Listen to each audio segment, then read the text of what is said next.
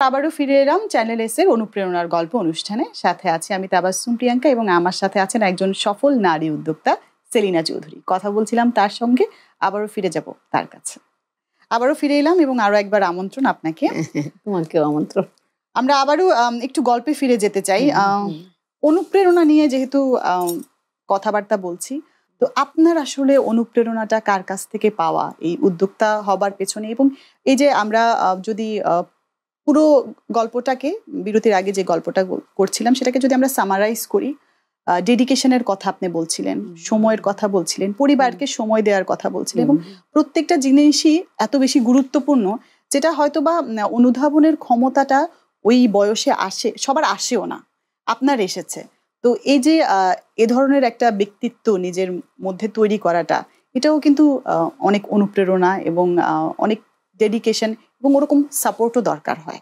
তো সেক্ষেত্রে আপনার সাপোর্ট, অনুপ্রেরণা কে ছিলেন বা কিভাবে নিজেকে এভাবে তৈরি করলেন আপনি? আমি আমার টিচারদের খুব স্নেহ এবং সাধুবাদ পেয়েছি, প্রচুর স্নেহ এবং সাধুবাদ পেয়েছি, এবং আমার উপরে সবার একটা অন্যরকম একটা আশীর্বাদ ছিল।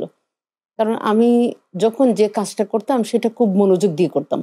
আর অনুপ্রেরণা যেটা, সেটা হলো যে ওই যে কোনো কাজ করতে গেলে একজনের তো অনুপ্রেরণা লাগে। তো আমি আপনার সব মহামানবদের বিশ্বাসকে অন্তরে ধারণ করি, কিন্তু অনুসরণ করি না। আমি নিজস্ব মেধা ও মননশীলতা নিয়ে আমি কাজ করি। হ্যাঁ, সবসময় যেটা আমি করি আর কি। আর আমার বাবা এমন একজন মানুষ ছিলেন যে উনি কোনো কিছুতেই ভেঙে পড়তেন না। খুব শক্ত মনের একজন মানুষ ছিলেন আমার বাবা। এবং আমি যখন ঘরের মধ্যে হাঁটতাম, আমার বাবা বলতেন যে তার মা হাঁটছেন, বিকজ আমার দাদি সেই আমলের খুব বিখ্যাত একজন নারী ছিলেন, এবং উনি এমনভাবে সবকিছু জানতেন যে গ্রামের সব লোক ওনার একটা ডাকেই চলে আসতো, একটা ডাকে সাড়া দিত। তো আমার বাবা বলতেন, আমার বাবার চোখে আমি ছিলাম পৃথিবীর শ্রেষ্ঠ নারী, পৃথিবীর শ্রেষ্ঠ কন্যা। দ্যাটস ওয়াই আমার ইয়ে আর কি। তারপরে অনুপ্রেরণা অবশ্যই আমার হাজব্যান্ডের অনুপ্রেরণা আছে।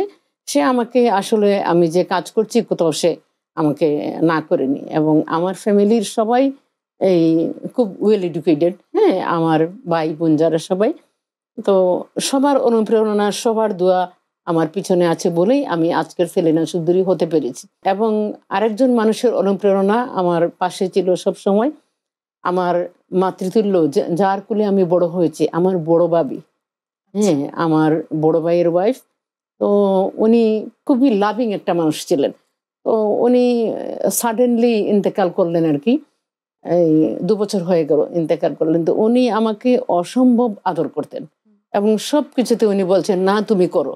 আমি যখন অনেক ছোট ছিলাম তখন আমার বড় ভাই বিয়ে করেন। হ্যাঁ, তো ওই ভাবি আমাকে একদম সন্তানের মতো করে মানুষ করেছেন। হ্যাঁ, তো ওই ভাবি আমার অনুপ্রেরণা, আল্লাহ তাকে বেহেশত নসিব করুন। আমার মা বাবা আমাকে কখনোই কোনো কিছু মানা করেন নাই, এবং আমার অন্য বোনেরও কেউই মানা করেন নাই আর কি। আমি আমার মতো করে যাচ্ছি, কারণ এটা আমি যে ফ্যামিলি থেকে আসছি, আমি মনে করি যে আমি যদি কিছু না করি সেটা কেমন দেখায়, আমি একটা সেটা নিজের সাথে অন্যায়, নিজের সাথে অন্যায় করা।